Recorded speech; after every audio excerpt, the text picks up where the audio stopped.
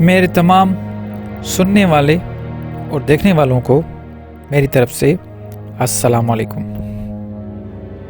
कुरान और इस्लाम बड़ा इजी और आसान तरीके से समझाया हुआ है, लेकिन हमेशा की तरह वो लैंग्वेज की वजह से इसको मुश्किल बनाते जा रहे हैं। इस्लाम दुश्मन जो अनासिर हैं वो हमेशा यही कोशिश कर रहे हैं कि जितना हो सके इसको दूसरे मज़हब की तरह, जैसे दूसरे मज़ाहिब दुनिया में मौजूद हैं, उनकी तरह इसको बना के और बिल्कुल वैसा करके और उसी कैटेगरी में इसको लाके और उसमें से जो भी चीज़ें हैं उसको मुख्तलिफ़ तरीक़ों से मुश्किल करके लोगों तक पहुँचाए, ताकि लोग हमेशा भटकते रहें।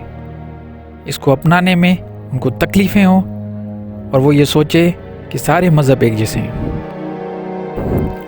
हमेशा की तरह मेरी ये कोशिश रहती है कि मैं आपको टर्मिनोलॉजी जो माशरे में मुरवज्जा टर्मिनोलॉजी जो बनी हुई है, मुख्तलिफ़ जो लफ्ज़ हैं या टर्म्स हैं, उनके हवाले से मैं कोशिश करता हूँ कि मैं उनकी असल शक्ल लेके आऊँ आपके सामने।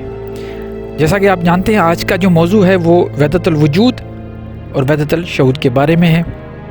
आज मैं आपको इन दोनों टर्म्स के बारे में बताऊंगा कि ये टर्म्स, इनकी असल मफ़हूम मतलब क्या है और हमें क्या बताया जा रहा है और इनकी ओरिजिन कहाँ से शुरू होती है। मुझे बड़ा एक अफसोस होता है कि जब ये टर्म अगर आप लिखेंगे फेसबुक, गूगल में या यूट्यूब पे, तो बहुत सारे लेक्चर्स बड़े बड़े उलमा, मैं किसी का नाम नहीं लेता, लेकिन बड़े बड़े उलमा जो हैं आजकल जिनके यूट्यूब चल रहे हैं वो इस पे लेक्चर दे रहे हैं। लेकिन मज़े की बात यह है कि सब लोग तकरीबन एक ही बात कर रहे हैं। वो क्या बात कर रहे हैं उस पर भी बात करेंगे, लेकिन मैं अपने हिसाब से जो मेरा फ़हम है वो भी मैं आपके सामने ज़रूर रखूँगा। देखें, ये एक टर्म है वहदतुल वजूद। वहदतुल वजूद का मतलब है वजूद, वाहिद वजूद। ये सबसे पहले शेख इब्न अरबी ने इस पे काम किया था, इसने इंट्रोड्यूस करवाया था। इसका मतलब जो बताया जाता है वो ये बताया जाता है कि वजूद जो अल्लाह है उसका है, बाकी ये पूरी कायनात में हम सारी इंसान हो, नबातात हो, चांद तारे सितारे, दुनिया में जो चीज़ें हैं, कायनात में दूसरी जो चीज़ें हैं वो उसका साया है, वो उससे अलग है। कोई उसका वजूद नहीं, दूसरा मतलब खुदा के अलावा कोई वजूद नहीं।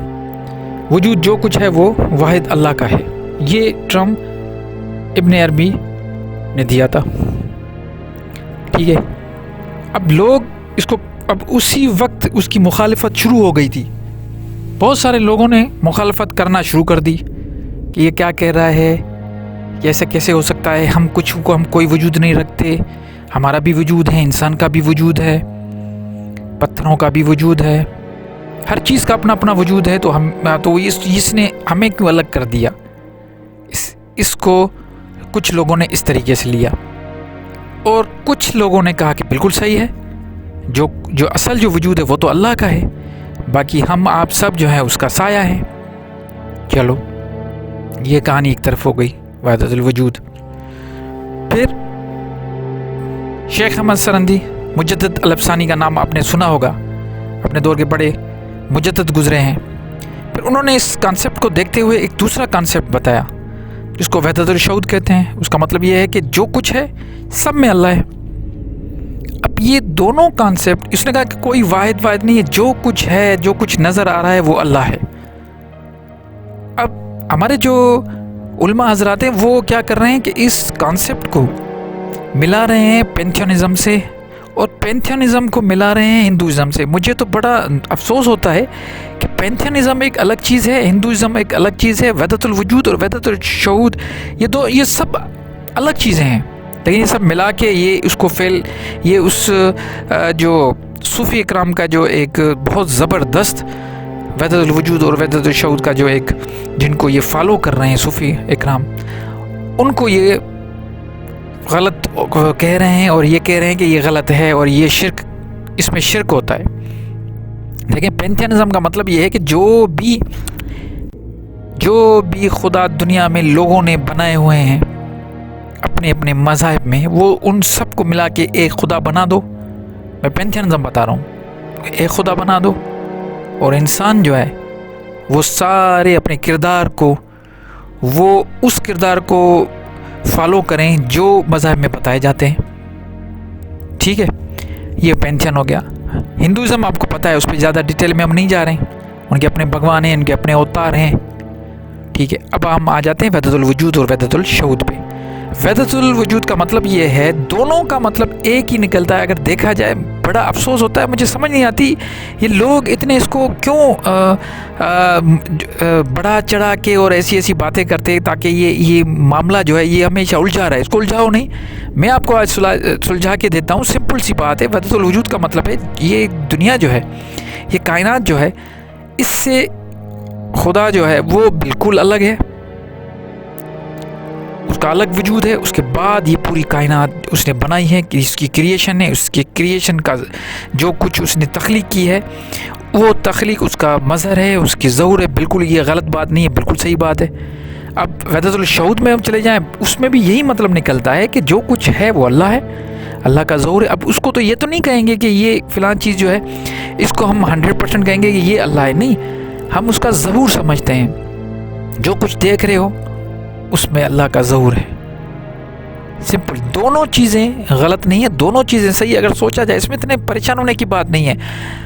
मैं इन दोनों को मानता हूँ। पहली बात यह है कि जो कुछ वाहिद, अल्लाह वाहिद है, अल्लाह ज़ाहिर है, अल्लाह बातिन है, अल्लाह अव्वल है, अल्लाह आखिर है, वो बिल्कुल सबसे अलग और सब में है।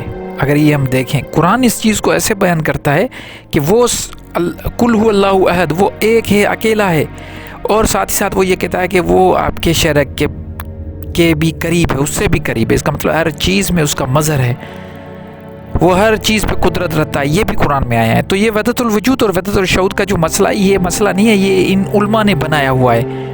अगर देखें तो इन दोनों का मतलब एक ही निकलता है कि अल्लाह जो है वो वाहिद है, बिल्कुल वहदतुल वजूद के हिसाब से अल्लाह वाहिद है, और वहदतुल शऊद के हिसाब से कुल्ले शैइन कदीर, हर चीज़ पे वो कुदरत रखता है, हर चीज़ में वो शामिल है। सिंपल सी। उम्मीद करता हूँ आपको ये वहदतुल वजूद और वहदतुल शऊद समझ में आ गया होगा। अगर फिर भी आपको कोई मसला होता है तो मैं एक चीज़ में आपको क्लियर बताऊँ, आप दूसरे लोगों को ज़रूर सुने।